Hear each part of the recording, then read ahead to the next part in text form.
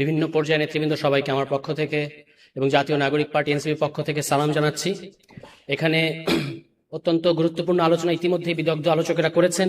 যিনি keynote speaker আজকের, তিনি এই বিষয়টা নিয়ে আমাদের শিশির ভাই লম্বা সময় ধরে আমাদেরকে বলে যাচ্ছেন যে আসলে সরকার কি করছে।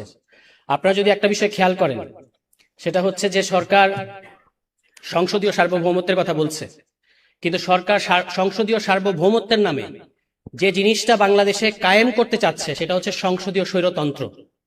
এবং আমাদের বিরোধী দলের সর্বমোট আসন হচ্ছে ৭৮টা।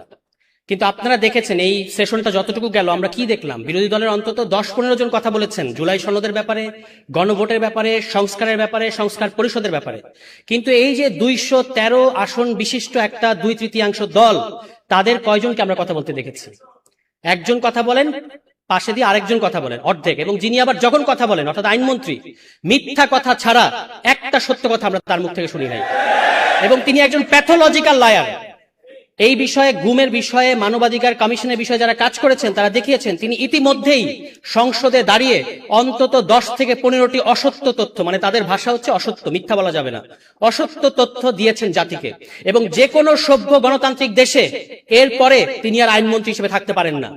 এবং তারা একজন চিফ প্রসিকিউটর বানিয়েছেন যিনি মানবতা বিরোধী অপরাধ এবং ফৌজদারি অপরাধের পার্থক্য বোঝে না।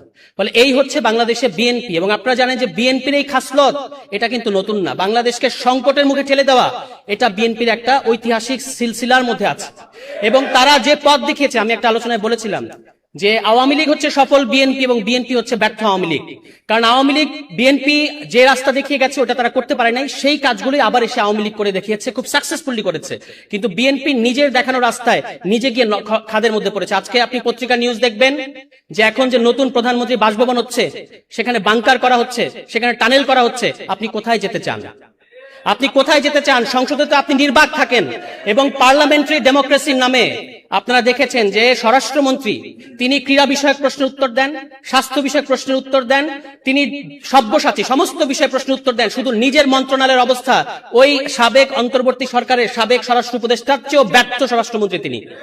দুনিয়ার সমস্ত বিষয়ে তিনি উত্তর দিচ্ছেন, শুধু নিজের মন্ত্রণালয়ের খবর নাই। গত ২ মাসে তাদের নিজেদের অন্তর কোন্দলে এই পর্যন্ত ৩০ জনের অধিক বিএনপি নেতাকর্মী হত্যার শিকার হয়েছে। কিন্তু তিনি বাংলাদেশকে সংবিধান পড়াচ্ছেন, যে সংবিধান আবার প্রতি পদে পদে, প্রতি বাক্যে বাক্যে তিনি ভুল বলেন, বিভ্রান্তিকর তথ্য দেন। তিনি মনে করেন সংবিধানের ধারা উপধারা ১১৫ অনুচ্ছেদ এটা আছে, ৬৪ অনুচ্ছেদ এটা আছে, এইটা বুঝাই নাকি সংবিধান বোঝা।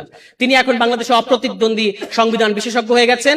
এবং তিনি মানে কত তার অডাসিটিটা আপনারা খেয়াল করবেন, সংসদে দাঁড়িয়ে পুরো জাতিকে তিনি অপমান করছেন। তিনি বলছেন তিনি